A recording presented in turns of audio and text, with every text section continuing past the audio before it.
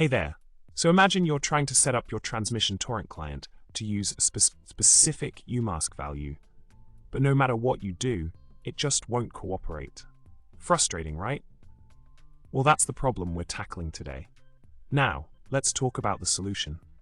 It turns out that transmission actually overrides the UMask internally, which makes it tricky for systemd to change it directly. The key here is to utilize a configuration option within transmission itself to set the UMask value.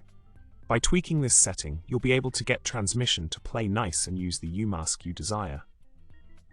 Easy fix once you know where to look, right?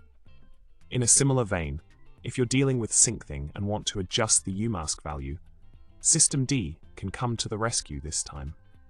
By adding a specific line in the service file and enabling the Ignore Permissions option in Syncthing, you can take control of the UMask settings.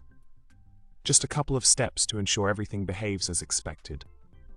In summary, we've uncovered how to address UMask issues with both transmission and Syncthing. By diving into the configuration options provided by each application, you can tailor the UMask values to suit your needs.